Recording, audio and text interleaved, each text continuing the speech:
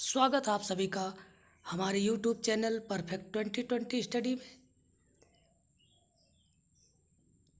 आप पढ़ रहे हैं इस समय नमक का दारोगा कहानी मुंशी प्रेमचंद की, जिसमें हमने बताया आपको कि जो है जब इस कहानी में जब मुंशी बंशीधर और पंडित अलोपीदीन में बहस होती रही कि अरे भाई 2000 ले लीजिए, वो कहे 4000 ले लीजिए, तो फिर 5000 ले लीजिए। तो फिर वहाँ से बात भी जब नहीं बनी तो फिर कहे कि 20,000 ले लीजिए। 20,000 से बात 40,000, तो 40,000 क्या, दरोगा साहब ने कहा कि 40,000 क्या, 40 लाख पर भी बात नहीं बनेगी। तो फिर अब वो हिरास में आ गए, एकदम जो है शर्म के मारे कुछ कह नहीं रहे हैं। कह रहे हैं कि अब सोच रहे हैं कि अब क्या हो। अब तो यह जो है किसी भी तरह से मानने के लिए तैयार नहीं है। तो फिर होगा क्या, अब कैसे इनके साथ बर्ताव किया जाए, ये तो लक्ष्मी के आगे भी नहीं झुक रहे हैं। तो जो है कहे कि 40,000 ले लीजिए। वो कहे, दरोगा साहब कहे कि 40,000 क्या, आप 40 लाख भी देंगे तब भी हम नहीं लेंगे। और आप हिरासत में हैं, आप जो है आप हिरासत में हैं, आपको थाने चलना है। तो फिर धर्म के इस धन को पैरों तले कुचल डाला अलोपीदीन। एक एक हष्टपुष्ट मनुष्य को हथकड़ियों में जकड़े हुए अपनी तरफ आते देखा और चारों ओर से निराश कातर दृष्टि से देखने लगे। जब सोचे कि अब कोई चारा चलने वाला नहीं है, इसके बाद एकाएक मूर्छित होकर गिर पड़े। तब इसके बाद क्या हुआ कि दुनिया सोती थी, देखेंगे यहाँ से, दुनिया सोती थी पर दुनिया की जीभ जागती थी।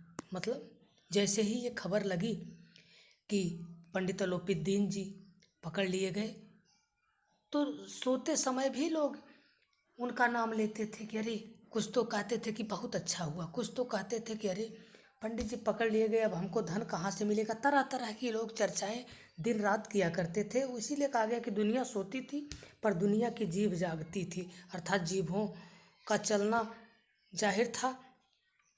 तो सवेरे देखिए तो बालक वृद्ध सबके मुंह से यही बात सुनाई दे रही थी, जिसे देखिए वही पंडित जी के इस व्यवहार पर टीका टिप्पणी कर रहा था। निंदा की बौछारें हो रही थी, मानो संसार से अब पापी का पाप कट गया। तो ही हमने बताया ना कि कुछ लोग तो कह रहे थे बहुत अच्छा हुआ, बहुत जो है सबको सूद का पैसा दे करके परेशान करते थे, बहुत अच्छा हुआ, बहुत अनर्गल पैसा कमा रहे थे। तो कुछ लोग इस तरह से कहते थे, तो कुछ लोग कहते थे अरे अब हमें धन कहाँ से मिलेगा, कुछ इस रूप में भी कहते थे। तो पानी को दूध के नाम से बेचने वाला ग्वाला, कल्पित रोजनामचे भरने वाले अधिकारी वर्ग, रेल में बिना टिकट सफ़र करने वाले बाबू लोग, जाली दस्तावेज बनाने वाले सेठ और साहूकार, यह सब के सब देवताओं की भांति गर्दनें चला रहे थे। जब दूसरे दिन पंडित अलोपीदीन अभियुक्त होकर कांस्टेबलों के हाथों में हथकड़ियाँ, हृदय में ग्लानि और क्षोभ भरे लज्जा से गर्दन झुकाए अदालत की तरफ चले, तो सारे शहर में हलचल मच गई कि अरे पंडित अलोपीदीन जा रहे हैं। मेलों में कदाचित आंखें इतनी व्यग्र न होती होंगी जितना लोग उन्हें देखने के लिए व्यग्र हो जाते थे, और उतना तो मेलों में जो है जाने के बाद भी आंखें फाड़ फाड़ कर लोग नहीं देखते थे। किंतु अदालत में पहुंचने में देरी थी। पंडित अलोपीदीन इस अगाध वन के सिंह थे, अधिकारी वर्ग उनके भक्त थे, अमले उनके सेवक थे, मतलब सभी लोग धन पर बिके थे। वकील मुख्तार उनके आज्ञा पालक और अर्दली चपरासी तथा चौकीदार तो उनके बिना माल के गुलाम थे। तो फिर उन्हें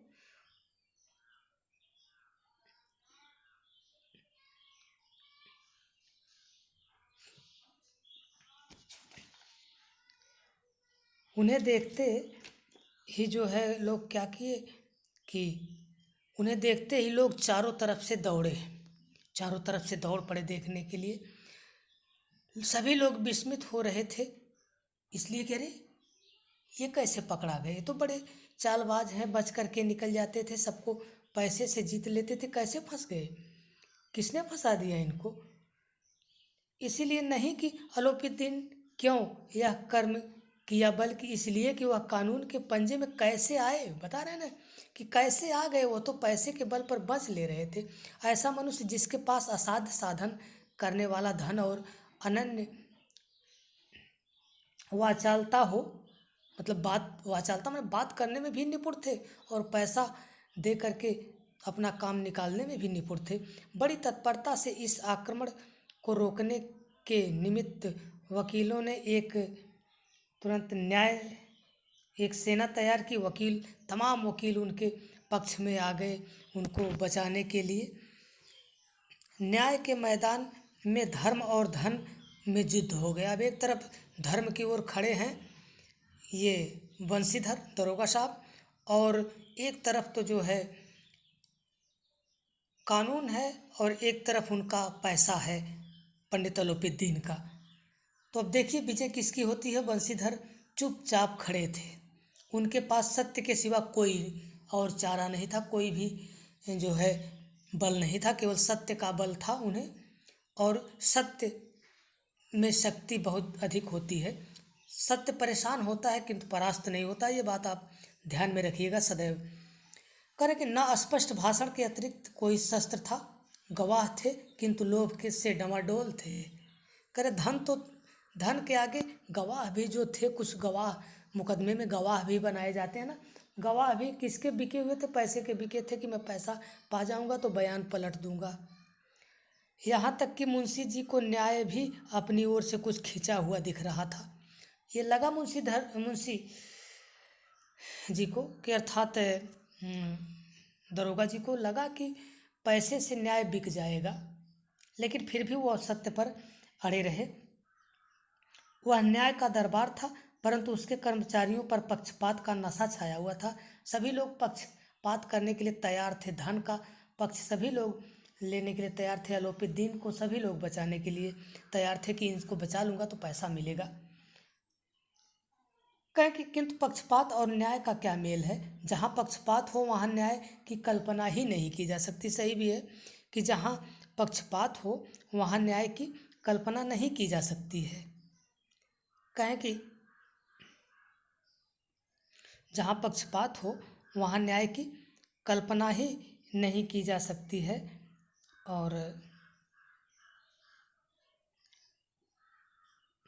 मुकदमा शीघ्र ही समाप्त हो गया, बहुत जल्दी मुकदमे का निपटारा हो गया। डिप्टी मजिस्ट्रेट ने अपनी तहवीज़ में लिखा कि पंडित अलोपीदीन के विरुद्ध दिए गए प्रमाण निर्मूल और भ्रामक है। देखिए पैसे ने कैसे बदल दिया न्याय को। करें कि जो इसमें तथ्य दिया गया वो भ्रामक है, भ्रम पैदा करने वाला है। वह एक बड़े भारी आदमी है, बड़े भारी, यहाँ भारी गलत शब्द है, भारी माने वजन तो बहुत भारी हैं क्या, 100-200 किलो के हैं, नहीं, भारी का मतलब यहाँ भारी शब्द नहीं होना चाहिए, वह बड़े ही जो है धनी व्यक्ति कहना चाहिए। यह बात कल्पना के बाहर है कि उन्होंने थोड़े लाभ के लिए ऐसा दुस्साहस किया हो।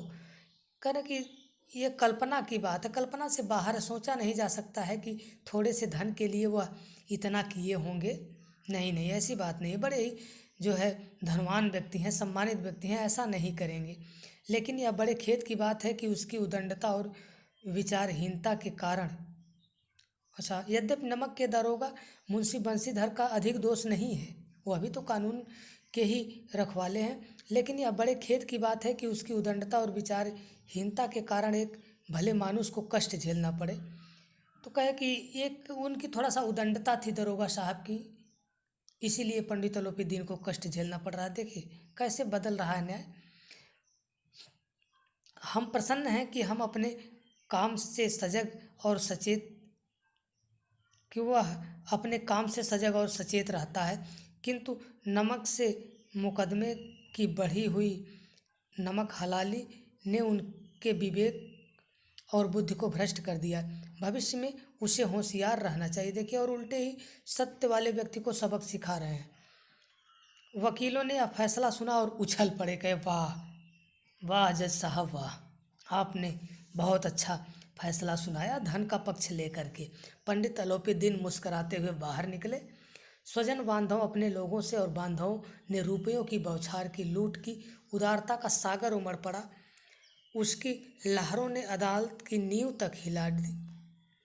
जब बंशीधर बाहर निकले तो चारों ओर से उनके ऊपर व्यंग बाणों की वर्षा होने लगी। कहो दरोगा साहब, बहुत सत्यवादी बन रहे थे। लोग कह रहे, क्या दरोगा जी बड़े सत्यवादी बन रहे थे, देखिए विजय किसकी हुई, जिसके पास धन है उसी की विजय हुई ना। आप बड़े ही सत्यवादी बन रहे थे, पैसा लेकर के इनको पंडित अलोपीदीन को छोड़ दिए होते तो ऐसा नहीं ना होता, आखिर अंत में आपको कुछ मिला नहीं ना। तो चपरासियों ने झुक झुक कर सलाम किए, किंतु इस समय एक एक कटुवाक, एक एक संकेत उनकी ग्लानि को बढ़ा रहे थे। कहे कि ये सब है तो जो है, कहे कि सब के सब जो है धन पर बिके थे। दरोगा साहब का लोग मजा ले रहे हैं, एक एक कटुवाक्य, कड़वे वाक्य बोल रहे हैं। देखिए, बोली की मार गोली से अधिक होती है। लोग उनको समझिए कि बोली से हतोत्साहित कर दिए, लेकिन वह अपने सत्य पर अड़े ही रहे। तो आगे क्या होगा, बस आज की वीडियो में इतना ही। फिर मिलेंगे अगली वीडियो में। धन्यवाद।